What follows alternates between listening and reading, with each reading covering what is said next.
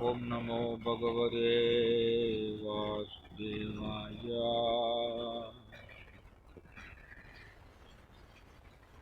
Om Namo Bhagavate Vasudevaya.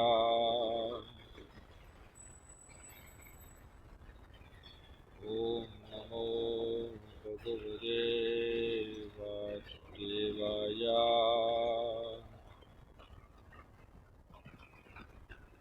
Narayanam Namaskrityam Naram Jaiva Narottamam Devim Saraswatim Vyasam Tado Jayam Udiraye. Bhagavatam, Canto 3, Chapter 6, Text 16.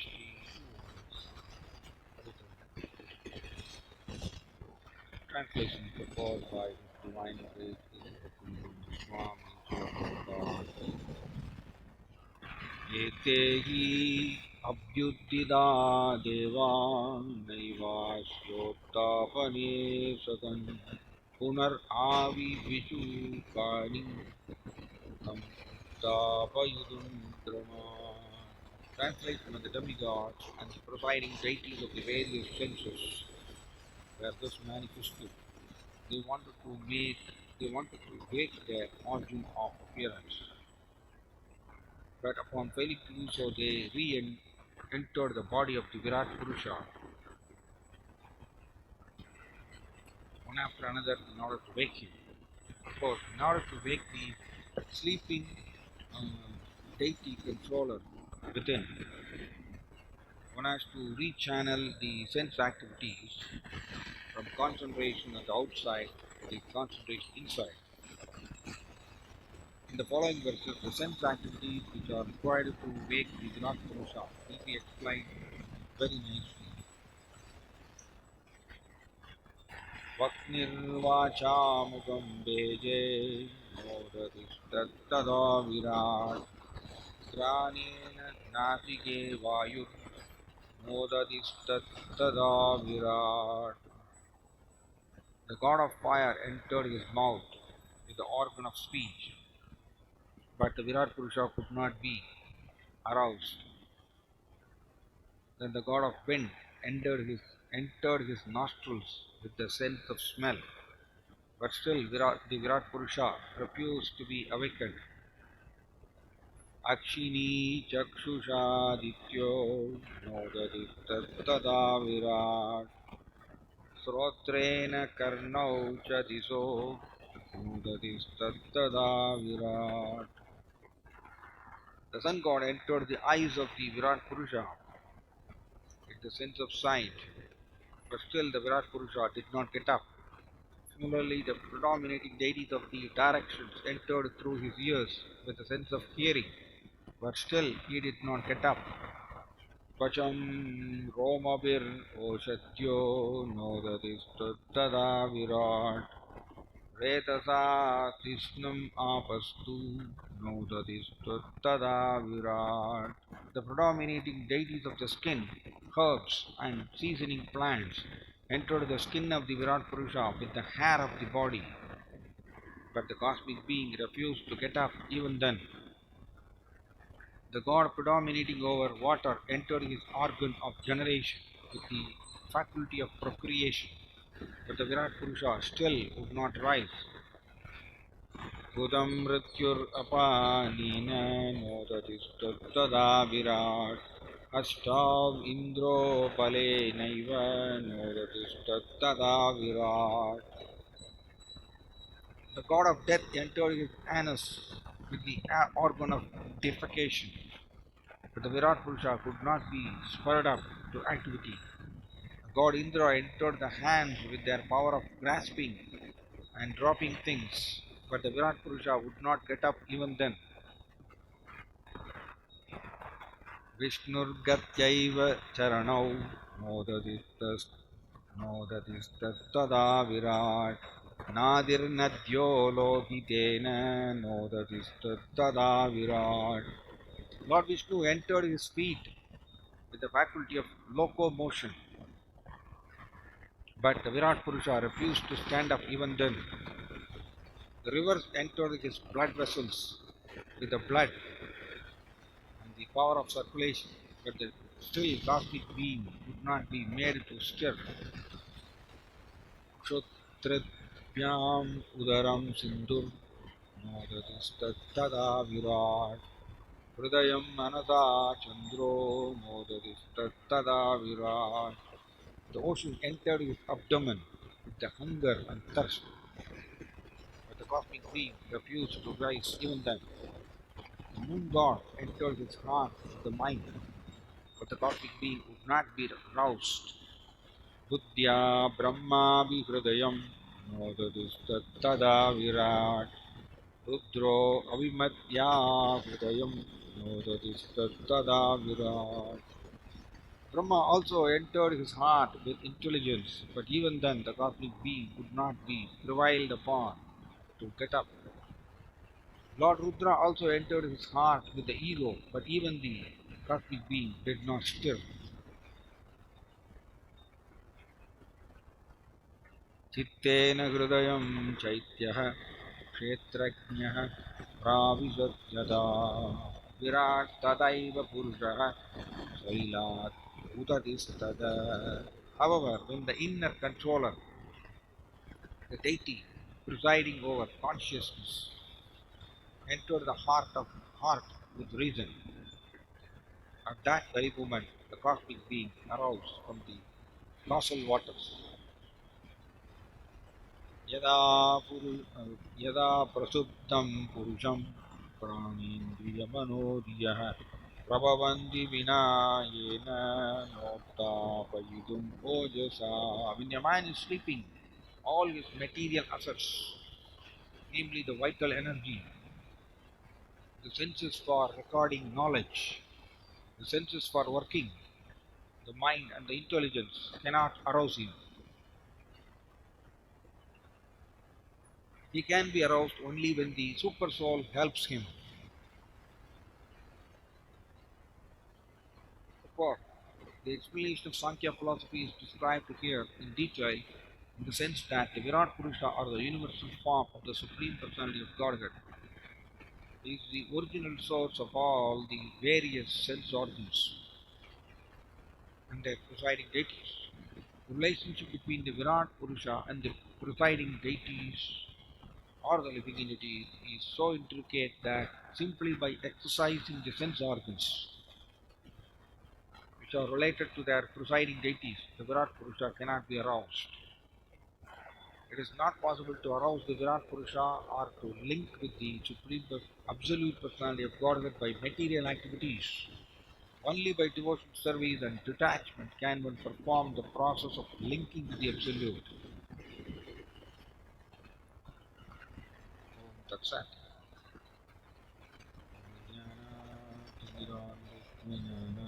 ज्ञानाञ्जनशलाकया चक्षुरुन्मीलितं येन तस्मै गुरवे नमः. विष्णुपादाय कृष्णप्रस्थाय भूतले श्रीमते जयपताकस्वामिनिधि नामिने आचार्यपादाय निताय कृपप्रदायिनि गौराकदामदाय नगरग्रामदारिणि विष्णुपादाय कृष्णप्रस्थाय भूतले श्रीमते भक्तिवेदान्तस्वामिनिधि नामिने सरस्वती देवे गौरवाणी प्रचारिणि निर्विशेषशून्यवादी पाश्चात्यदेशधारिणि श्रीकृष्णचैतन्या प्रभु नित्यानन्दा श्री अद्वैत गदाधर श्रीवासादि गौरभक्तवृन्दा. हरे कृष्ण कृष्ण कृष्ण हरे हरे हरे राम राम राम हरे हरे. So இந்த விராட் புருஷா இங்க அவரை எழுப்புறதுக்கு நோததிஸ்தத் ததா விராட். ஸோ விராட் புருஷாவை எழுப்புறதுக்கு பல பல, அதாவது ஒவ்வொரு புலனுக்கும் குறிப்பிட்ட ஒரு அதிபதி இருக்கின்றார். அந்த குறிப்பிட்ட அதிபதியும் அந்த குறிப்பிட்ட புலனும் விராட் புருஷா ரூபத்துக்குள்ள நுழையிறாங்க. அப்படியாவது விராட் புருஷாவை வந்து எழுப்பலான்னு பார்க்குறாங்க. ஆனால் விராட் புருஷா எழுந்திருக்கலாம். ஈவன் பிரம்மா இந்த விராட் புருஷாவுடைய ஹிருதயத்துக்குள்ள நுழையிறார். பிரம்மா எப்படி நுழையிறாருன்னா, பிரம்மா வந்து ப்ரிசைடிங் டைட்டி, அதாவது தலைமை வகிக்கக்கூடிய விக்கிரகம். எதற்கு தலைமை வகிக்கக்கூடிய விக்கிரகம் அப்படின்னா, புத்தியினுடைய தலைமை வகிக்கக்கூடிய விக்கிரகம் வந்து பிரம்மா. அவர் வந்து பிரம்மா புத்தியோட சேர்ந்து விராட் ரூபாவுடைய ஹிருதயத்துக்குள்ள போய் உட்காந்துக்கிறார். அப்பையும் விராட் ரூபா எழுந்திருக்கல. இப்போ என்ன தெரியுதுன்னா, ஆக்சுவலி விராட் புருஷாவுடைய ஒவ்வொரு அங்கத்திலிருந்தும் தான் குறிப்பிட்ட தலைமை வைக்கக்கூடிய விக்கிரகமும் மற்றும் அது சம்பந்தப்பட்ட புலனும் உற்பத்தி ஆகின்றன. பார்த்தீங்கன்னா, moon god entered his heart with the mind. சந்திரன் உள்ள நுழையிறார். அவர் வந்து தலைமை வைக்கக்கூடிய விக்கிரகம் எந்த புலனுக்கு? மனம். அதனாலதான் சந்திரமா மனசோ ஜாதக சக்ஷோ சூரியோ அஜாயதா. சந்திரமா மனசோ ஜாதக. விராட் ரூபா புருஷ சுத்தத்திலும் படிக்கிறோம். விராட் புருஷாவுடைய ரூபத்திலிருந்து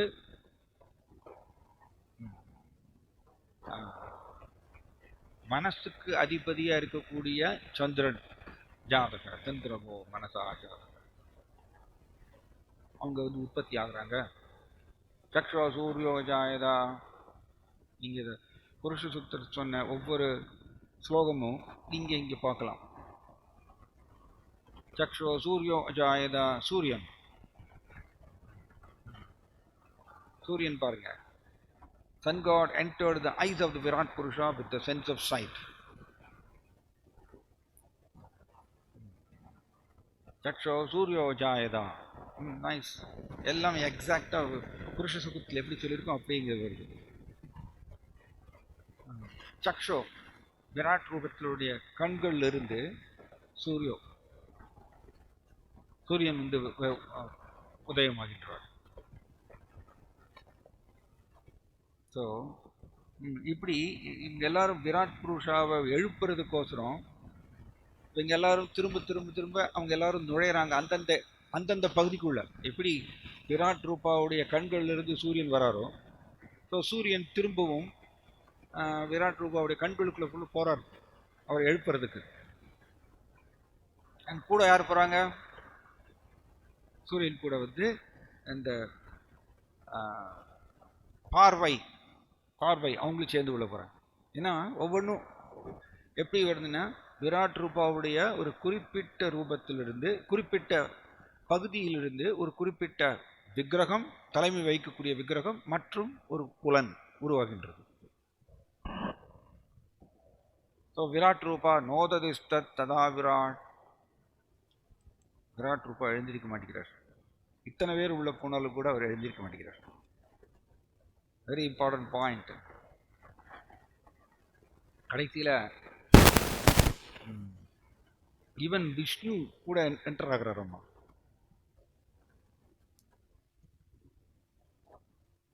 விஷ்ணு கூட வந்து விராட் ரூபாவுடைய பாதத்துக்குள்ள நுழையிறாராம். அப்பையும் விராட் ரூபா எழுதிருக்கலாம். கடைசியில எப்ப அவர் எழுந்திருக்கிறார்? இதுல இம்பார்ட்டன்ட் பாயிண்ட். உணர்வை தலைமை வகிக்கக்கூடிய விக்கிரகம்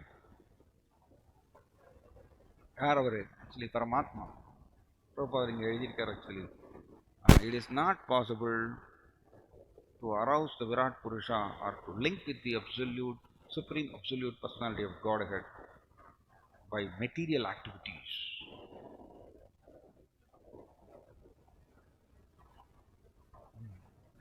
இங்கே பிரபுபாதர் எழுதியிருக்காரு,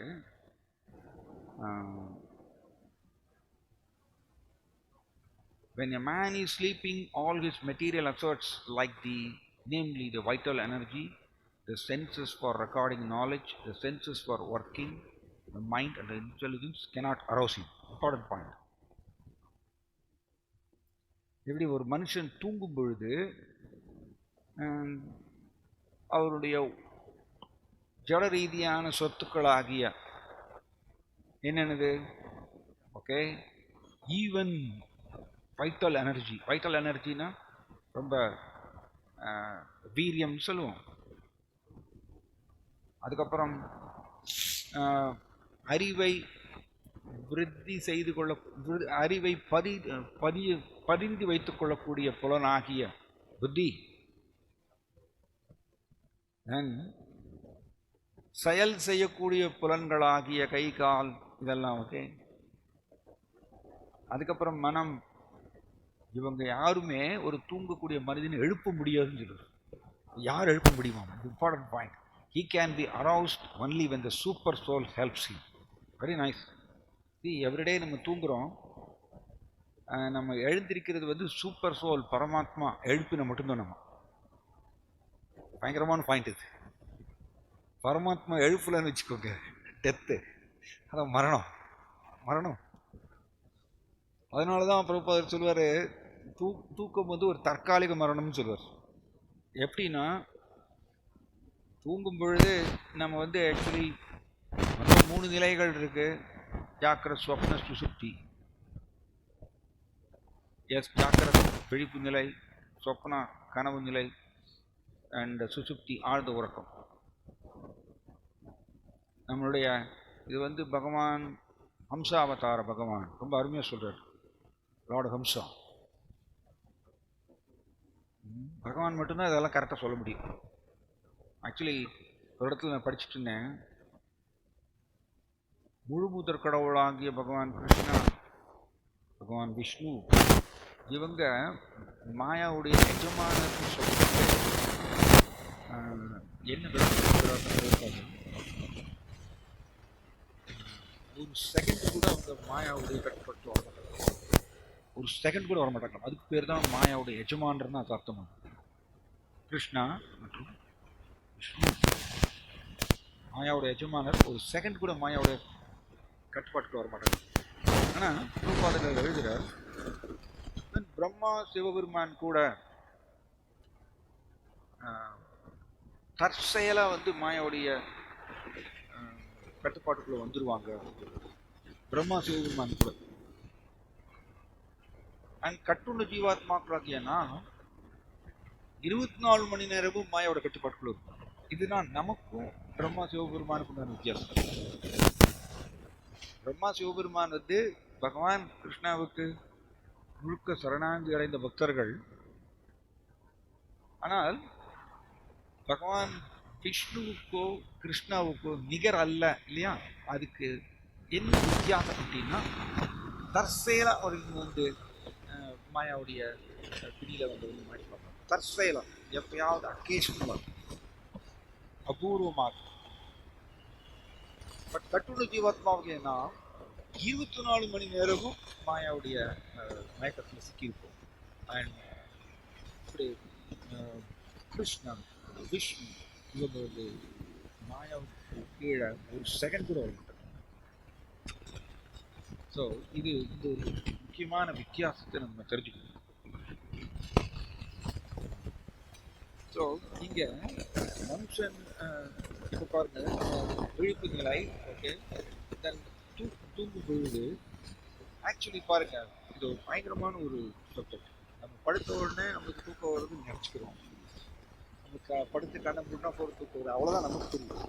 ஆனால் பரமாத்மா தான் இது செய்கிறாரு. அதான் இங்கே ஸ்லோகம். பரமாத்மா தான் தூங்க வைக்கிறார். அண்ட் பரமாத்மா தான் நம்மளை எழுப்புற இடம். இதுதான் லார்ட் ஹம்சா என்ன சொல்றாருன்னா, ஹம்சா அவதார பகவான் இந்த தாழ்ந்த குணங்களாகிய ரஜோகுணமும் தமோ குணமும் ஆத்மாவுடைய உணர்வை தாக்கும் பொழுது ஆத்மாவுடைய உணர்வு வந்து மூன்றாக பிரிக்கப்படுகின்றது. ஆத்மாவுடைய தூய உணர்வு மூன்றாக பிரிக்கப்படுகின்றது. இந்த தமோ குணமும் ரஜோகுணமும் ஆத்மாவுடைய உணர்வை தாக்கும் பொழுது அந்த மூன்று நிலைகள் என்ன அப்படிங்கிறது ஹம்சாவதார பகவான் சொல்றார். ஒன்று வந்து விழிப்பு நிலை, இன்னொன்று வந்து கனவு நிலை, இன்னொன்று ஆழ்ந்த உறக்கம். எஸ், இதுன்னு பார்த்தீங்கன்னா அதனால தான் கட்டுண்ட வாழ்க்கையில் நம்மளுடைய 24 மணி நேரமும் இந்த 3 நிலைக்குள்ளே தான் அடக்கணும். இந்த 3 நிலையை தாண்டி நம்மளால் போக முடியாது. எங்கேயாவது நம்ம போகிறோமா 24 மணி நேரத்தில் இந்த 3 நிலையை தாண்டி, அதாவது விழிப்பு நிலை, கனவு நிலை, தூக்கும் பொழுது கனவு, ஆழ்ந்த உறக்கம், இதை தவிர வேற ஒரு நிலைக்கு நம்மளால் போக முடியாது. இதுக்கு பேர் தான் கட்டுண்ட ஜீவாத்மா. விடுபட்ட ஜீவாத்மானா துரியம்னு சொல்றோம். துரியம்னா 4வது நிலை. இந்த 4வது நிலை போறவர் விடுபட்ட ஜீவாத்மா. அவருக்கு வந்து தூங்கணுங்கிற அந்த ப்ரெஷர் வராதான். இது இம்பார்ட்டன்ட் பாயிண்ட். ஏன்னா தமசும் ரஜஸும் ஆத்மாவுடைய உணர்வை தாக்கும் பொழுதுதான் நமக்கு வந்து தூங்கணும் அப்படிங்கிற ஒரு உத்வேகம் வருகின்றது, தூண்டுதல். அதனால தான் நம்மளுக்கு வந்து நைட் ஆயிடுச்சுன்னா உடனே நம்ம தூங்கணும் அப்படின்னு சொல்லிட்டு அந்த உத்வேகம். அப்புறம் நம்ம வந்து கம்மியாக தூங்கிட்டோம் அப்படின்னா அதை வந்து சரிப்படுத்தணும், அடுத்த நாள் அதை காம்பன்சேட் பண்ணணும் அப்படின்னு சொல்லிட்டு அந்த உத்வேகம் வருது பாருங்கள். இது எல்லாமே தமசும் ரஜஸும் நம்மளுடைய உணர்வை தாக்குனதுனால தான் நமக்கு இந்த மாதிரியா இந்த உத்வேகம். தூங்கணும், வந்து 6 மணி நேரம் தூங்கணும், அது கம்மியாக தூங்கினா உடனே நம்ம அதை அடுத்த நாள் ஈடுகட்டணும் இப்படிங்கிற உத்வேகம். அண்ட் நமக்கு வந்து சரியான நேரத்துக்கு வந்து சாப்பிடணும் அப்படிங்கிற ஒரு ப்ரெஷர் இல்லையா. இது எல்லாமே இந்த தாழ்ந்து குணமாகிய ரஜஸும் தமசும் நம்மளோட உணர்வை தாக்குறதுனால தான் இந்த மாதிரியே இந்த ப்ரெஷருக்குள்ளேயே ஓடிட்டு. இதுக்கு பேர் தான் கட்டுண்ட ஜீவாத்மான்னு சொல்கிறது. கட்டுப்பட்டது இந்த ப்ரெஷருக்குள்ளேயே தான். அது வந்து எப்படின்னா, ஜெயிலுக்குள்ளே வந்து இருக்கக்கூடிய ஒரு கைதி அவர் வேணால் கொஞ்சம் உலாவலாம், ஜெயிலுக்குள்ளே கொஞ்சம் உலாவலாம். அவர் எங்கே உலாவினாலும் ஜெயிலுக்குள்ளே தான் இருப்பார், வெளியில் வர முடியாது. அந்த மாதிரியே கட்டுண்ட ஜீவாத்மா கொஞ்சம் அப்படி ஃப்ரீயாக இருக்கிற மாதிரியே தெரியும், நான் சுதந்திரமாக இருக்கிற மாதிரி தெரியும், ஆனால் கிடையாது. இந்த ப்ரெஷர் வந்து இருந்துகிட்டே இருக்கும். சரியான நேரத்தில் நம்ம தூங்கணும் அப்படிங்கிற ப்ரெஷர், சாப்பிடணுங்கிற ப்ரெஷர். ஆனால் துரியங்கிற நிலை வந்து எப்படின்னா, விடுபட்ட ஜீவாத்மா அவருக்கு தூங்கணுங்கிற ப்ரெஷர் வராதான். இப்போ தூங்கணும்னு தோணாது. இது வந்து இதுதான் ஜடபரதர் இந்த மாதிரி இருந்தார், ஹரிதாஸ் தாக்கூர் இந்த மாதிரி இருந்தாங்க. அவங்களுக்கு தூங்கணுங்கிற அந்த ஒரு உத்வேகம், தூண்டுதல், அந்த ப்ரெஷர் இருக்காது. சாப்பிடணுங்கிற அந்த ப்ரெஷர் இருக்காது. ஏன்னா அவங்க இந்த 3 நிலையை தாண்டி போயிட்டாங்க. அப்போ ஒன் திங் நம்ம புரிஞ்சுக்கணும், இந்த 3 நிலையில் நம்ம ஏன் உட்காந்துட்டு இருக்கோம்? காரணம் இந்த தாழ்ந்த குணங்களாகிய ரஜஸும் தமசும் நம்மளுடைய உணர்வை தாக்குனதுனால தான், தாக்குறதுக்கு நம்ம அனுமதித்ததுனால நாம் வந்து இந்த 3 நிலைகள்லேயே எப்பொழுதுமே உழண்டுட்டே இருக்கோம், அதிலேயே சுற்றி வர்றோம். பட் ஹரிதாஸ் தாக்கூர், ஜடபரதர் போன்ற மிகச்சிறந்த பக்தர்கள் இந்த நிலையை தாண்டிட்டாங்க. அதனால தான் அவங்க நைட்டு ஃபுல்லாக உட்காந்து ஹரே கிருஷ்ணா ஜபம் பண்ணாங்க. அவங்க வந்து சாப்பிடலை, தூங்கலை. ஏன்னா இந்த நிலையை தாண்டி போயிட்டாங்க.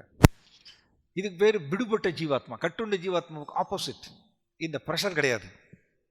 ஸோ இதை நம்ம புரிஞ்சுக்கணும். ஸோ அதனால் நமக்கு வந்து இந்த கட்டுண்ட நிலையில் பரமாத்மா வந்து ஹெல்ப் பண்ணுறது பாருங்க. பரமாத்மா பகவான் ஜீவாத்மா மேலே இருக்கக்கூடிய அன்புனால இந்த கட்டுண்ட நிலையில் உட்காந்துருந்தாலும் கூட அதற்குண்டான வசதிகளை செஞ்சு கொடுக்குறாரு பாருங்க. எப்படி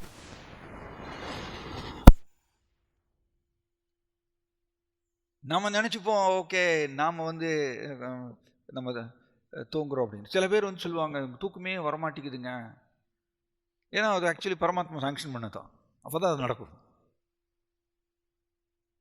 அண்ட் இங்கே என்ன சொல்றாரு இந்த ஸ்லோகத்தில் வந்து என்ன சொல்லியிருக்குன்னா,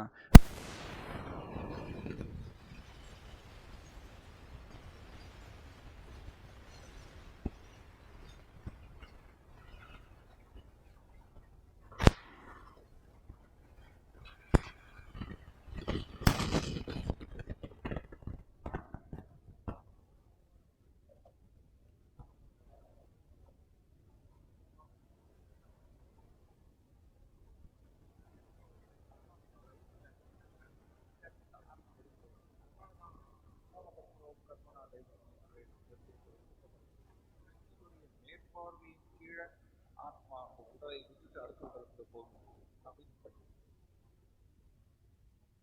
பரமாத்மா அதனாலதான் வந்து உட்காந்துருக்காரு ஜீவாத்மா பக்கத்துல. ஏன்னா ஜீவாத்மா மேல இருக்கக்கூடிய அக்கறையினால. அண்ட் பரமாத்மா வந்து இது எப்படி எக்ஸாக்டா நீங்க மகாபாரதத்துல பாண்டவர்கள் பக்கத்திலே கிருஷ்ணர் வந்து உட்காந்துக்கிறார் மகாபாரத போர்ல.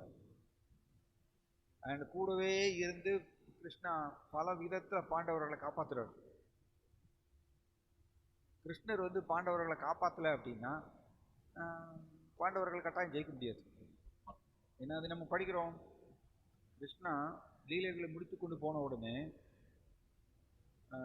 அர்ஜுனன் பெரிய மாவீரர், காண்டீபத்தை தூக்கி அவர் ஏகப்பட்ட மாவீரர்களை வந்து அவர் கொன்றார் மகாபாரத போர்ல.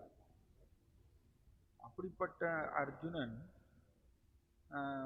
கிருஷ்ணா லீலைகளை முடித்து கொண்டு போனதுக்கு அப்புறம் அவரால் வந்து ஆக்சுவலி துவாரகாவுடைய ராணிகள், துவாரகாவுடைய 16,108 ராணிகள் அவர் வந்து அவர் கொண்டு வர்றார். துவாரகாவில் வந்து அஸ்தினாபுரத்துக்கு கூட்டிட்டு வர்றதுக்கு பார்க்குறார் அர்ஜுனா.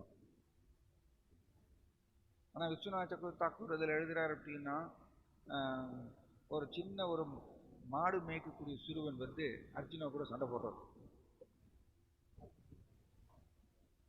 அர்ஜுனா வந்து இந்த மாடு மேய்க்க கூட சிறுவன் கூட சண்டை போட முடியல, அவர் பெரிய பெரிய மாவீரனெல்லாம் வந்து தோற்கடித்தார்.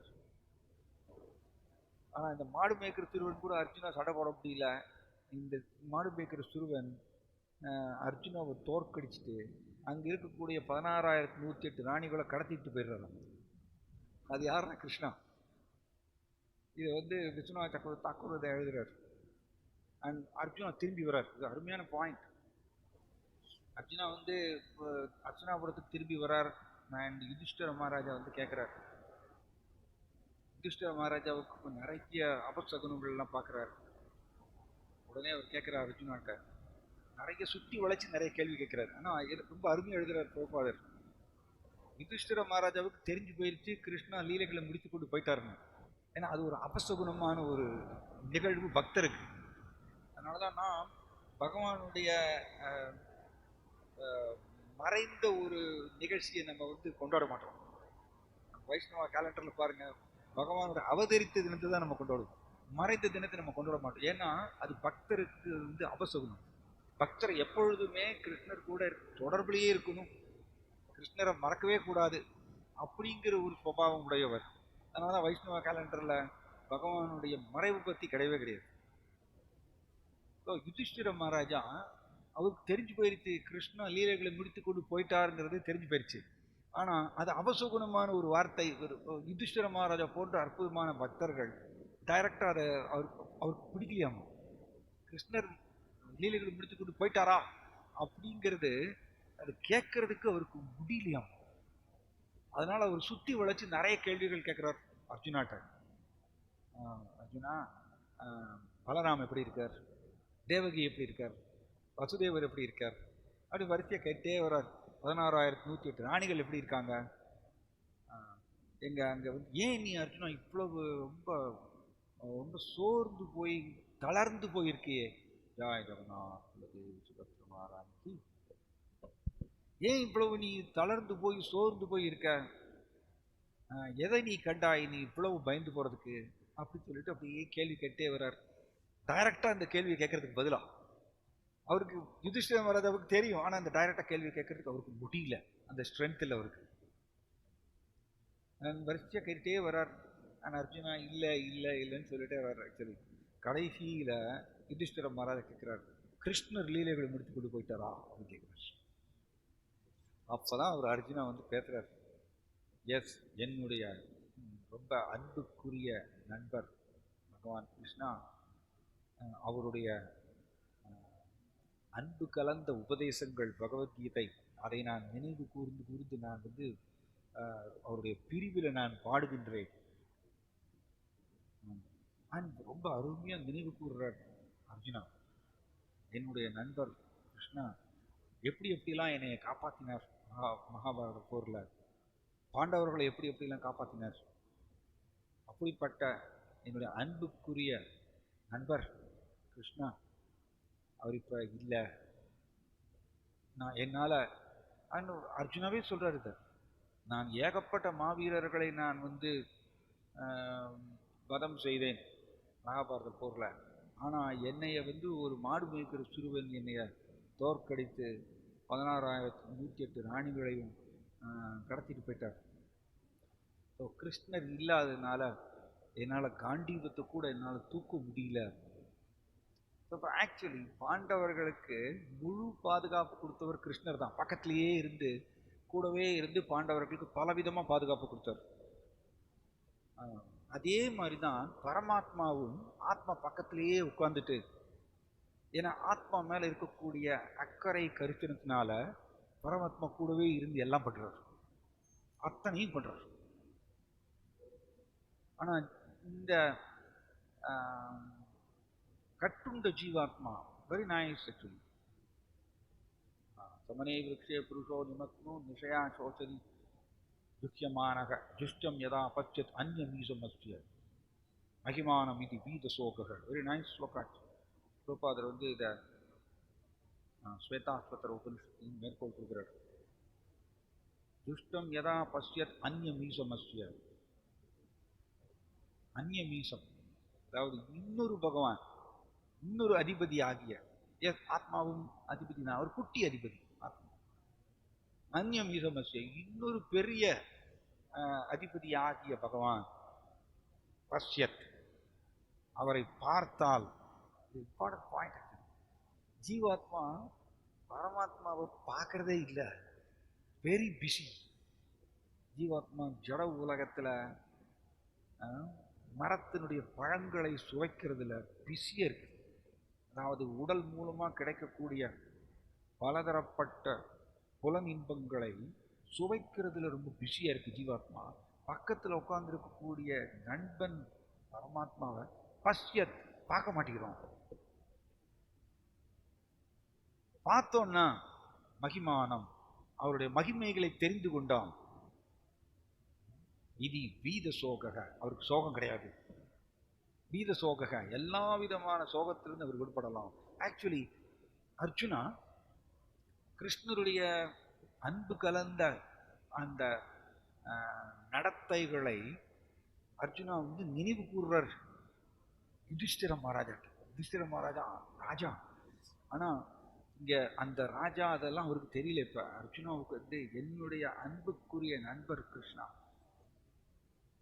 என் கூட இப்போ இல்லை, அவர் என்னென்னலாம் செய்தார். இதே மாதிரி தான் பீஷ்ம தேவரும் நினைக்கிறார். பீஷ்ம தேவர் இதே மாதிரி தான் நினைக்கிறார், கிருஷ்ணா என்னென்னலாம் செஞ்சார் மகாபாரதத்தில். இந்த ஸ்மரணம் வந்து வெரி பவர்ஃபுல். அண்ட் அந்த பக்தரை கிருஷ்ணர் கூட வந்து இணைக்கும், ரொம்ப பின்னி பிணைகள்.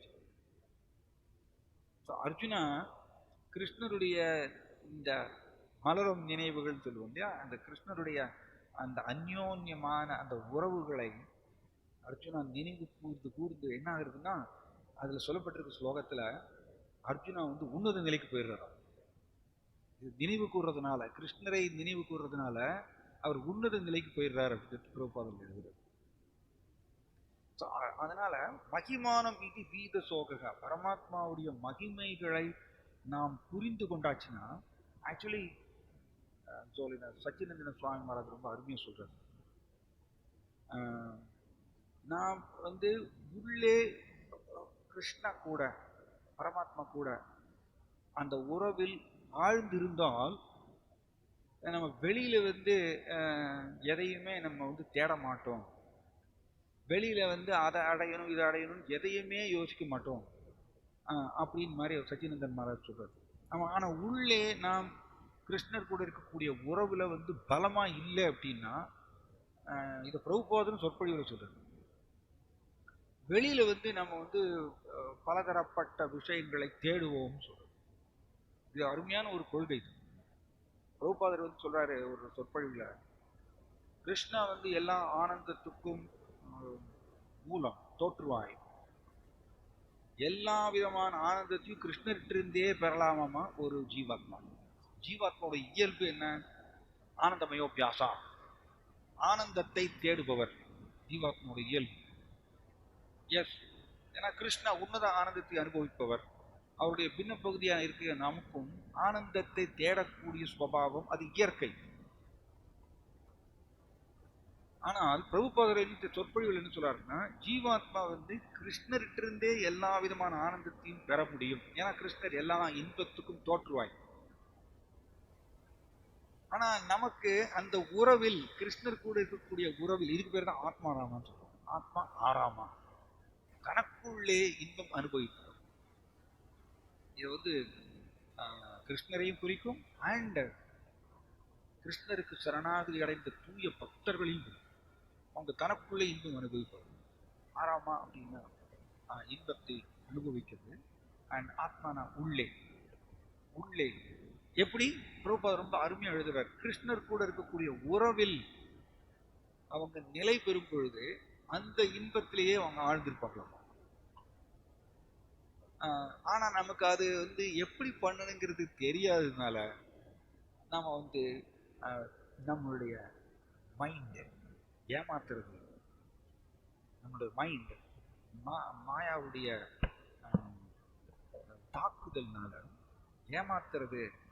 என்ன சொல்றது மைண்டு? நம்மளுக்கு அதை பெற்றால் சந்தோஷம் அடையலாம், இதை பெற்றால் சந்தோஷம் அடையலாம் சொல்லிட்டு மைண்ட்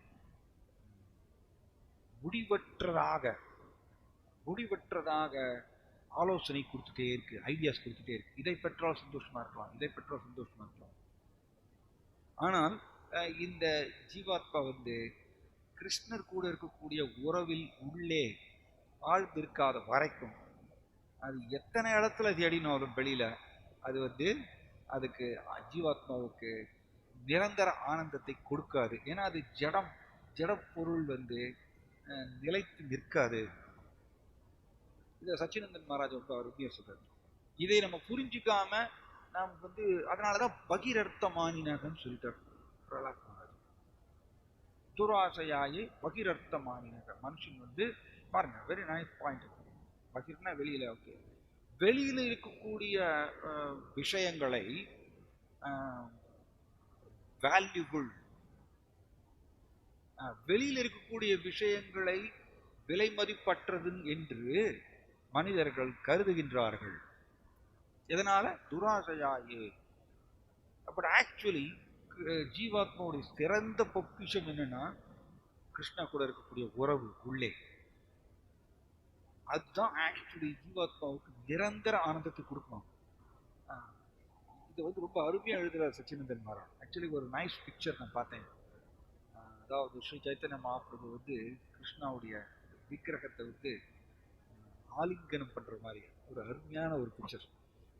நான் சைத்தன்ய மகாபிரபு தார தண்ணி கொடுத்து இதை வந்து சச்சினந்தன் மகாராஜ் ஒரு ஆர்டிக்கலா போட்டிருந்தார். ரொம்ப அருமையா போட்டிருந்தார். ஸோ நம்மளுடைய உறவு வந்து இப்ப நம்ம வாழக்கூடிய மற்ற எல்லா வாழ்க்கையும் சப்ஸ்டிடியூட் லைஃப் தானே. சப்ஸ்டிடியூட் லைஃப் என்னது? மாற்று வாழ்க்கை தானே. ஜீவாத்மாவுடைய உண்மை வாழ்க்கை வந்து உள்ளே கிருஷ்ணர் கூட. அதுக்கு பேர் தான் மத்கதேனா அந்தராத்மனா சத்தாவா பஜதே. உள்ளே மத்கதேனா கிருஷ்ணரில் லயித்து உள்ளே தனக்குள்ளே முழு நம்பிக்கையுடன் பக்தியில் ஆழ்ந்திருத்தார். இது வந்து கிருஷ்ணா என்ன சொல்றாரு? இப்படிப்பட்ட யோகி என் கூட மிகவும் நெருக்கமாக இணைகின்றார். அதுக்குதான் ஆக்சுவலி பரமாத்மா பக்கத்திலே உட்கார்ந்துருக்காரு. இவர் என்னை நோக்கி திரும்புவாரா அப்படின்னு ஒவ்வொரு ஜென்மமும் பரமாத்மா வெயிட் பண்ணிட்டே இருக்காரு. ஸோ அதனாலதான் மகிமானம் இது வீத சோகக, அவரை நோக்கி முகம் திருப்பி அவருடைய மகிமைகளை தெரிஞ்சுட்டோம்னா கீத சோகக, எல்லா சோகத்திலிருந்து விடுதலையாமா.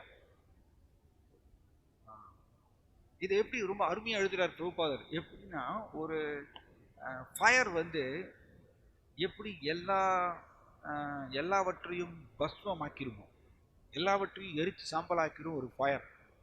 அந்த மாதிரிய பகவான் விஷ்ணு, பகவான் கிருஷ்ணா அவர் ஹிருதயத்துல வந்து உட்காந்தாச்சுன்னா ஹிருதயத்தில் இருக்கக்கூடிய எல்லா அசுத்தங்களையும் எரிச்சிருவார்கள். ஒரு அருமையான பாயிண்ட். இதே மாதிரி பிரபுபாதர் இன்னொரு உதாரணம் கூட கொடுக்கிறார்.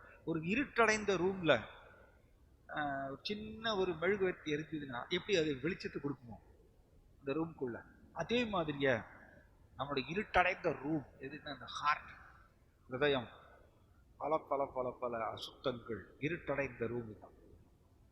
அதுக்குள்ள இந்த விளக்கு என்னன்னா பகவான் கிருஷ்ணா, அவரை நாம வந்து கூப்பிடணும். பரமாத்மா வந்து ஆக்சுவலி பக்கத்துல தான் உட்காந்துருக்கார். ஆனா நம்ம கூப்பிட்டா மட்டும்தான் அவர் வந்து பரிமாற்றம் செய்வார். ஸோ அவர் வந்து பிரகாசமாகும் பொழுது நம்ம ஹிருதயத்துக்குள்ள பகவான் வந்து பிரகாசமாகும் பொழுது எல்லா விதமான அசுத்தங்களும் எரிஞ்சு போயிருமோ, எப்படி ஃபயர் எல்லாத்தையுமே எரிச்சிருமோ அந்த மாதிரி. ஸோ ரொம்ப அருமையா சொல்றாரு. ஆக்சுவலி இப்போ ஆன்மீக வாழ்க்கை எப்படின்னா, கிருஷ்ணர் கூட இந்த உள்ளே இந்த உறவில் ஆழ்ந்திருப்பது தான் ஆக்சுவலி ஆன்மீக வாழ்க்கை. அதை வந்து அந்த அது நம்மளுக்கு என்னன்னா, ஒரு பக்தர் என்கிட்ட கேள்வியை கேட்டார், எப்படிங்க அந்த இது ஆழ்ந்திருக்கிறது கிருஷ்ணர் கூட உள்ளே அந்த உறவு அப்படின்னு ஒரு கேள்வி கேட்டார். நல்ல கேள்வி இது. பாருங்க, நம்ம கோடிக்கணக்கான ஜென்மங்களாக நாம் வெளிப்புற ரீதியாகவே ஈடுபட்டதனால கிருஷ்ணர் கூட உள்ளே அவர் கூட இருக்கிற உறவில் ஆழ்ந்திருப்பது எப்படிங்கிறது மறந்தே போயிட்டோம். சுத்தமா மறந்தே போயிட்டோம். ஏன்னா கோடிக்கணக்கான ஜென்மமா என்ன இது, அதுக்கு பேரு தான் ஜட உலகம்னு பேரு. ஜட உலகம்னா எப்பொழுதுமே வெளிப்புற ரீதியாக பல பல விஷயங்கள் கூட தொடர்பு கொள்வது மட்டுமே ஜட உலகம். அந்த மாதிரி கோடிக்கணக்கான ஜென்மமா ஆத்மா பண்ணிருச்சு. அதனால எப்படி தெய்வீகத்து கூட கிருஷ்ணர் கூட பரமாத்மா கூட தொடர்பு கொள்றதுங்கிறது மறந்தே போயிட்டோம். ஆனா ஒன்ஸ் ஒரு தடவை அந்த அனுபவம் ஜீவாத்மாவுக்கு கிடைச்சிருச்சுன்னா, பல இடங்கள்ல பாகவதம் சொல்லப்பட்டிருக்கு, ஜட உலகத்திலிருந்து இன்டிஃபரண்ட் எப்படி சொல்லணும், ஜட உலகத்தை பொருட்படுத்த மாட்டாராம். ஜட உலகத்தில் நடக்கக்கூடிய செயல்கள், விஷயங்கள், பேச்சுக்கள், மனிதர்கள் எதையுமே அவர் கண்டுக்க மாட்டாராமா, பொருட்படுத்த மாட்டாராமா. அவர் ஒன்ஸ் ஒரு தடவை உள்ளே அந்த அழகான பரமாத்மாவை பார்த்து அவர் கூட உறவு வளர்த்து கொண்டாச்சுன்னா போதும். இதை நம்ம பார்க்குறோம். நாரத முனிவர் பூம் ஜென்மத்தில் குழந்தையா இருக்கும்போது ஒரு ஃப்ராக்ஷன் தான் அவர் அந்த அழகான பரமாத்மாவை பார்க்கிறார் ஹிருதயத்தில். கிருஷ்ணனுடைய கருணை, அந்த அழகான ரூபத்தை பார்த்த உடனே அந்த குழந்தை வந்து அதுக்கப்புறம் எப்படி எப்படி நடந்துக்கிறார். சின்ன குழந்தை தான், ஆனா அந்த அழகான பரமாத்மாவை நான் பார்க்கணும் பார்க்கணும் பார்க்கணும்னு சொல்லிட்டு ஏங்குறார். எல்லா இடத்துக்கும் தேடி அலையிறார். அண்ட் ஜட உலகத்தை பத்தி சுத்தமாவே பொருட்படுத்துறது இல்லையா. இதுதான் வேற உலகம்னு சொல்றது. இதுதான் வேற உலகம். பக்தியில உயர்ந்து இருக்கக்கூடிய மகாத்மாக்கள் வந்து இந்த மாதிரி வேற உலகத்துல திளைக்கிறாங்க. இந்த குழந்தை நாரத முனிவர் முன்ஜென்மத்தில் குழந்தையா இருக்கும்போது இந்த பரமாத்மாவை திரும்ப பார்க்கணும் பார்க்கணும், அதுதான் அது. ஒன்ஸ் நம்மளுக்கு வந்து அனுபவம் கிடைச்சிருச்சுன்னா, ருச்சி கண்ட பூனைன்னு சொல்லுவோம். அந்த மாதிரி ஒரு தடவை நாம் அவரை பார்த்துட்டோம்னா அதுக்கப்புறம் நம்மளுக்கு வேற எதுவுமே பிடிக்காதம்மா. இதுக்கு பேர் தான் ஸ்ரீ சைத்தன்ய மகாபிரபு சொல்ற சூன்யாயுதம் ஜெகத் சர்வம். கோவிந்த விரகி, கோவிந்தாவுடைய பிரிவினால மொத்த ஜட உலகம் சூன்யமாகப்படுகின்றது அப்படின்னு சொல்ற ஸ்ரீ சைத்தன்ய மகாபிரபு நமக்கு டீச் பண்றாங்க. அப்போ ஜட உலகத்தை உதாசீனப்படுத்திடுவார். என்ன வேணா நடக்கட்டும், யார் வேணா என்ன வேணா பேசிட்டு போட்டும், யார் வேணா என்ன செயல்கள் வேணா செஞ்சுட்டு போட்டும், எதை வேணா யார் வேணா எங்கிட்ட இருந்து பறிச்சுட்டு போகட்டும், எதை பற்றியுமே அவங்க சிந்திக்க மாட்டாங்க. ஏன்னா அவங்களுக்கு இந்த டேஸ்ட், இந்த உள்ளே பரம் திருஷ்டுவா நிவர்த்ததேன்னு இது அர்த்தம். பரம் திருஷ்டுவா நிவர்த்ததே, கிருஷ்ணா அந்த பகவத்கீதை சொல்றாரு. உயர்ந்த டேஸ்ட்டை வந்து அனுபவிச்சுட்டாங்கன்னா அவங்களுக்கு இது எதுவுமே பொருட்ட தெரியாதம். ஸோ இதுதான் ஆன்மீக வாழ்க்கை. ஆக்சுவலி இந்த நிலைக்கு உயர்வதற்குத்தான் நாம் வெளிப்புற ரீதியாக நாம் புலன்களை ஈடுபடுத்துகிறோம். Very nice point. இங்க பாருங்க, இங்க விராட் புருஷாவை எழுப்புவதற்கு இங்க மெட்டீரியல் ஆக்டிவிட்டிஸ் எதுவுமே, it is not possible to arouse the virat purusha or to link with the supreme absolute personality of God by material activities. ஜட ரீதியான செயல்கள்னால விராட் புருஷாவை எழுப்ப முடியாது. அல்லது பிரபுபாதருடைய கமெண்ட் என்ன, இங்க முழு முதல் கடவுள் கூட தொடர்பு கொள்ள முடியாது. அப்ப எப்படி விராட் புருஷாவை எழுப்புறாங்க? அது இம்பார்ட்டன்ட் பாயிண்ட். விராட் புருஷாவை எப்படி எழுப்புறாங்கன்னா, இன்னர் கண்ட்ரோலர்னு போட்டிருப்பாங்க. உள்ளே இருக்கக்கூடிய ஒரு அதிபதி. ஆனா பஷ்யத் அந்நிய மீசமஸ்ய, இன்னொரு அதிபதி இருக்கின்றார் உள்ளே. இதை நம்ம பகவத்கீதாவையும் படிக்கிறோம் இல்லையா? இன்னொரு அதிபதி இருக்கின்றார். அவர் யாரு? பரமாத்மா. அவர் உள்ளே இருக்கக்கூடிய அதிபதி, இன்னர் கண்ட்ரோலர். அவர் வெரி நைஸ் பாயிண்ட் பாருங்க. இந்த inner controller deity presiding over consciousness. Yes, God. பாருங்க, இங்க நீங்க பார்க்கலாம். உதாரணத்துக்கு ஓஷன், கடல். அவர் எதுக்கு இன்சார்ஜ் அப்படின்னா, இங்க கடல் தேவன் எதற்கு இன்சார்ஜ் அப்படின்னா, இங்க பசிக்கும் தாகத்துக்கும் அவர் இன்சார்ஜ். சந்திரன் எதற்கு இன்சார்ஜ்? மனசுக்கு இன்சார்ஜ். இது வரிசையா சொல்லப்பட்டிருக்கு. மரணத்தினுடைய அதிபதி, மரண தேவதை எதற்கு இன்சார்ஜ்? ஆசனவாய். இப்படி ஒவ்வொரு பகுதிக்கும் ஒவ்வொரு குட்டி அதிபதி இருக்கின்றார். ஆனா முக்கியமான பாயிண்ட், உணர்வுக்கு யார் அதிபதி?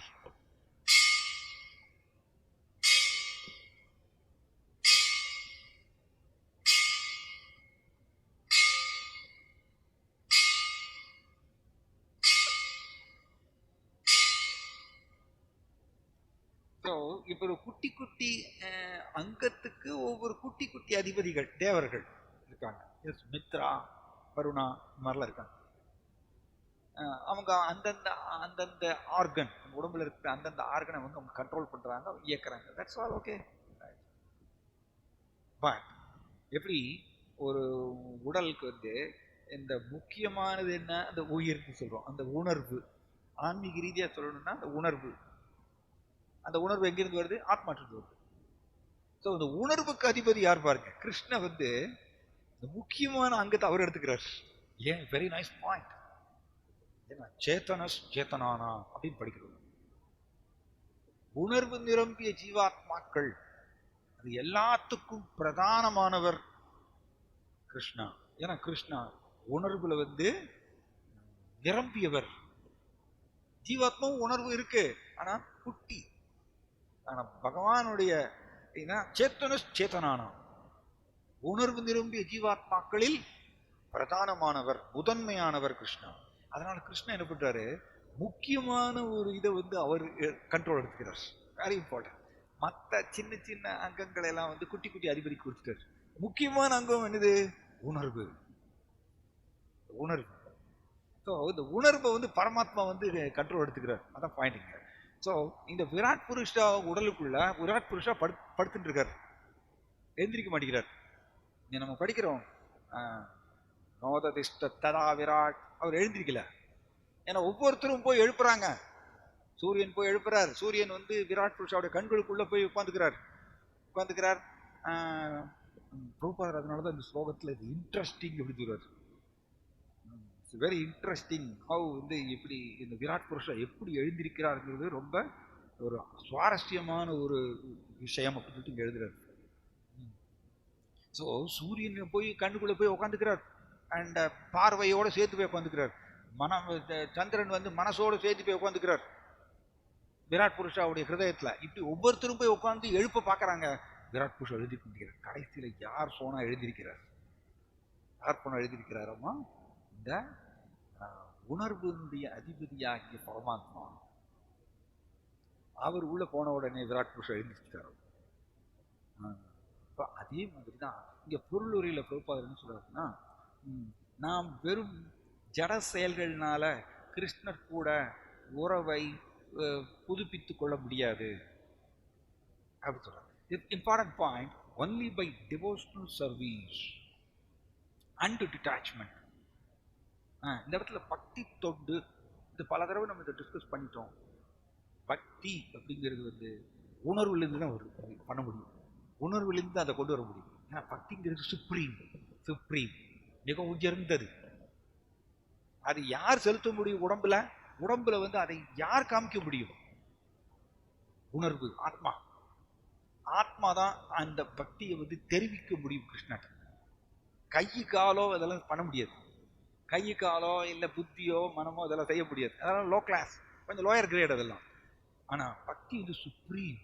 அதை கிருஷ்ணரை நோக்கி தெரிவிப்பது வந்து இந்த உணர்வு, அதாவது ஆத்மா. அதனாலதான் பக்தி தொண்டு அப்படின்னு சொல்லும் பொழுது இந்த அன்பு கலந்த உணர்வு, அதாவது உணர்வு கலக்கணும். நம்ம செய்யக்கூடிய சேவையில இந்த உணர்வு கலக்கணும். உணர்வு கலக்கும் பொழுது அதுக்கு பேர் பக்தி தொண்டு. ஏன்னா அது உணர்வு மட்டும்தான் பக்தியை வெளிப்படுத்த முடியும் கிருஷ்ணரை நோக்கி. அப்போ நம்மளுடைய உணர்வு கலக்காம நாம் வந்து செயல்கள் செய்யும் பொழுது விராட் புருஷாவை எழுந்திருக்க வைக்க முடியல. விராட் புருஷாவை சூரியன் சந்திரன் எல்லாரும் உள்ள நுழைஞ்சு அந்தந்த அங்கங்களை வந்து அவங்க ஆக்குப்பை செய்யறாங்க, இருந்தாலும் விராட் புருஷாவை எழுந்திருக்க முடியல. கடைசியில இந்த அந்தரங்க அதிபதியா இருக்கக்கூடிய, உள்ளே இருக்கக்கூடிய அதிபதியா இருக்கக்கூடிய பரமாத்மா அவர் உள்ளே நுழைந்த உடனே அவர் எழுந்திருக்கிறார். அதே மாதிரிதான் நாமும் கிருஷ்ணரை வேற எந்த விதத்திலையும் அவரை வந்து நம்ம கவர்ந்து எடுக்க முடியாது. ஏன்னா அவர் சேத்தனானா உணர்வு நிரம்பிய ஜீவாத்மாக்களுக்கு எல்லாத்துக்கும் முதன்மையான உணர்வு உடையவர் கிருஷ்ணன். அதனால உணர்வு கலந்த தொண்டு நாம் கிருஷ்ணருக்கு செய்யும் பொழுது கிருஷ்ணரை கவர்ந்து எடுக்க முடியும். கிருஷ்ணர் அப்ப பரிமாற்றம் செய்வார். வெறுமனே வந்து நாம் வெளிப்புற ரீதியாக புலன்களை மட்டும் பயன்படுத்தி உணர்வு கலக்கலன்னு வச்சுக்கோங்க, அவரை எழுப்ப முடியாது. அதாவது கிருஷ்ணர் கூட பரிமாற்றம் செய்ய முடியாது. கிருஷ்ணர் அப்படி ரெஸ்பாண்ட் பண்ண மாட்டார். இதுதான் பாயிண்ட், ஆக்சுவலி இம்பார்ட்டன்ட் பாயிண்ட். எப்படி பாண்டவர்களை கிருஷ்ணா பக்கத்திலேயே இருந்து காப்பாற்றுறாரோ மகாபாரத போர்ல, அதே மாதிரிதான் பரமாத்மா தான் அத்தனையும் செய்யறார் ஜீவாத்மா பக்கத்திலேயே உட்கார்ந்துட்டு. ஏன்னா ஜீவாத்மா மேல இருக்கக்கூடிய அக்கறையினால அத்தனையும் அவர் செய்யறார். நம்ம சாப்பிட்றோம், சாப்பிட்ட உடனே இந்த ஜீரணம் ஆகிறதுக்கு முன்னாடி ஏற்பாடெல்லாம் அவர் தான் செய்யறாரு பரமாத்மா. பாருங்க இந்த ஸ்லோகத்துல தூங்கினா சொல்லுவாங்க, ஆக்சுவலி நாளைக்கு பார்க்கலாம் அப்படின்னு சொன்னாங்கன்னா சொல்லுவாங்கன்னா நாளைக்கு புழைச்சு கிடந்தா பார்க்கலாம் அப்படிதான் சொல்லுவாங்க. என்னுடைய அப்பாலாம் அப்படிதான் சொல்லுவாங்க. நாளைக்கு பார்க்கலாம் அப்படின்னு சொன்னா நாளைக்கு புழைச்சு கிடந்தா பார்க்கலாம். புழைச்சு கிடந்தா என்னது? உயிரோடு இருந்தா. Actually correct. நம்ம நைட்டு தூங்குறோம், நம்ம எழுந்திருப்போமாங்கிறது தெரியாது. நம்ம நினைச்சுக்கிறோம் சிம்பிளி நாளைக்கு காலையில் எழுந்திரிச்சுப்போம். அதுதான் வந்து தப்பு கணக்கு. பட் பரமாத்மா எழுப்புறார், அவர் தான் எழுப்புறார். அவர் எழுப்புறதுனால நம்ம எழுந்திருக்கிறோம். ஸ்வப்னால பாருங்க என்ன நடக்குது. ஸ்வப்னா கனவுல பார்த்தீங்கன்னா ஆத்மா வந்து பிரபுபாதர் இதை எழுதுறார். ஆத்மா வந்து உடம்பிலிருந்து அப்படியே வெளியில போகுமாமா. மனம் வந்து அப்படி தூக்கிட்டு போகுமாமா ஆத்மாவை. மனம் ஆத்மாவை அப்படி தூக்கி, சூக்ஷ்ம சரீரம் வந்து ஆத்மாவை தூக்கிட்டு அப்படியே வெளியில போகுது. ஆனா ஒரு சின்ன ஒரு லேயர், ஒரு பொடியா இருக்கக்கூடிய ஒரு லேயர் வந்து கனெக்ட் பண்ணிக்குது நம்ம உடம்பு கூட. இந்த லேயரை வந்து கனெக்ட் பண்ணிட்டு இங்க இந்த ஆத்மா வந்து பிரயாணம் செய்யறது ஒரு சின்ன லேயர் கனெக்ஷன் நம்ம உடல் கூட. அப்படி பிரயாணம் செய்யும் பொழுதுதான் அது வந்து சொப்னமாக வருகின்றது நம்ம கனவுல. நீங்க நம்ம யாராவது போய் தொடும் பொழுது வேகமா உள்ள நுழையுமா இந்த ஜீவாத்மா. கூட யார் போயிருக்கா? பரமாத்மாவும் கூட போறாரு. ஏன்னா பரமாத்மா வந்து வெரி நைஸ் பாயிண்ட். ஆத்மா மேல இருக்கக்கூடிய அவ்வளவு அன்புனால இந்த ஜீவாத்மாவை விட்டு பிரியறதே இல்லையாமா பரமாத்மா. அதனாலதான் அந்த ஜீவாத்மா ஃபைனலி கோலோக பிருந்தாவனம் போகிற வரைக்கும் எத்தனை உடல் எடுத்தாலும் பரமாத்மா பிரியவே மாட்டேங்கிறாராம். ஒரு கணம் கூட பிரியறது இல்லையாமா, அவ்வளவு அன்பு ஜீவாத்மா மேல. அப்ப இது தூங்கும் பொழுது ஆத்மா சூக்ஷ்ம சரீரத்துல பிரயாணம் செய்யறது பல இடங்கள்ல ஒரு சின்ன லேயர் கனெக்ஷன் வச்சுட்டு, அப்ப கூட பரமாத்மாவும் பிரயாணம் செய்யறாராம். Nice point. அப்ப நம்ம யாராவது நம்ம உடலை தொடும் பொழுது பரமாத்மாவுடைய மேற்பார்வையின் கீழே டக்குன்னு ஆத்மா உள்ள நுழையிறது, நான் பரமாத்மா உள்ள நுழையிறாரு ஒழிச்சுக்கிறோம். அப்ப எழுப்புறது பரமாத்மா தான். அவர் வேண்டாம் நினைச்சார் வச்சுக்கோங்க, போரும் இந்த ஜீவாத்மா இந்த உடல்ல இருந்தது போரும், வேற உடலுக்கு போட்டும் அப்படின்னு அவர் நினைச்சிட்டாருன்னா அது ஆத்மா திரும்பி வராது. தூக்கத்துல பல பேர் இறந்து போயிடுவாங்க, ஆத்மா திரும்பி வராது. ஏன்னா பரமாத்மா முடிவு பண்ணிட்டார், போரும் இந்த ஜீவாத்மா அடுத்த உடலுக்கு போட்டும். நீங்க எழுப்பினீங்கன்னு வச்சுக்கோங்க, எத்தனை தடவை எழுப்பினாலும் எழுந்திரிக்க மாட்டார். அப்ப எழுப்புறது பயங்கரமான பாயிண்ட். எழுப்புறது பரமாத்மா தான் டெய்லி. அதனால இரவு தூக்கம்ங்கிறது ஒரு தற்காலிக மரணம் சொல்றார் பிரபுபாத. தற்காலிக மரணம். நமக்கு ஒண்ணு தெரியல, நம்ம வாட்டில் அப்படியே டேக்கிங் ஃபார் கிராண்டட் சொல்ற மாதிரியே நம்ம வாட்டில் பத்தி முடிவு பண்ணிக்கிறோம், நம்ம எழுந்திருச்சிருவோம் அப்படின்னு. இதுதான் மாயாவுடைய மயக்க சக்தி. இதுக்கு பேர் தான் மகிமானம் விதி வீத சோக. பரமாத்மா என்னென்னலாம் எனக்கு செய்கிறார் அப்படின்னு சொல்லிட்டு அவருடைய மகிமைகளை தெரிந்து கொள்வது மனுஷனுடைய தலையாய ஒரு கடமை. என்னென்னலாம் எனக்கு செய்யறார், என்னை தூங்குறதுல இருந்து எழுப்புறார், என்னைய நான் சாப்பிட்டதை ஜீரணம் பண்றதுக்கு ஏற்பாடு பண்றார் பரமாத்மா. எனக்கு புத்தியை செயல்படுறதுக்கு அவர் ஏற்பாடு பண்றார். இத்தனையும் பண்ணிட்டு இருக்காரு பரமாத்மா. மகிமானம், அவரோட மகிமைகளை தெரிந்து கொள்ளும் பொழுது ஜீவாத்மா வீத சோகன்னு என்ன அர்த்தம்? மாயா ஏற்படுத்தக்கூடிய பல பல பல பல சோகங்கள் இல்லையா?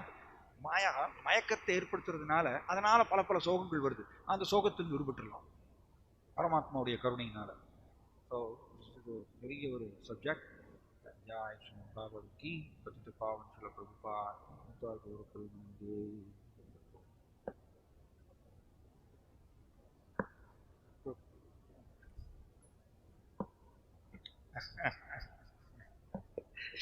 அதான் மாதாஜி. இது எப்படின்னா, பகவான் எதன் மூலமா கூட செயல்படலாம்.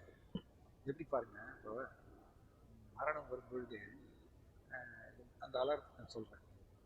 மரணம் வரும்பொழுது திடீர்னு இப்போ கார்ல போறாங்க, கார்ல போய் ஆக்சிடென்ட் ஆகி இறந்து போயிடுறாங்க. இப்போ உடனடி காரணம் கார் மாதிரி தெரியும். அவர் கார் ரொம்ப அவர் 80 கிலோமீட்டர்ல போனாருங்க, அதனாலதான் இந்த மாதிரி ஆக்சிடென்ட் ஆகி போயிட்டாரு. உடனடி காரணம் இந்த ஒரு 80 கிலோமீட்டர் ஸ்பீட்ல போனது, அதனால மரணம் மாதிரி தெரியும். கிருஷ்ணர் என்ன பண்றாருன்னா, நம்ம ஒரு கருவியை பிடிச்சிக்கிறோம் இல்லையா, இந்த காரு இந்த மாதிரி பல பல கருவிகளை பிடிச்சிக்கிறதுனால அந்த கருவியை பயன்படுத்தி அதன் மூலமா அவர் மரணம் இருக்கிறார்.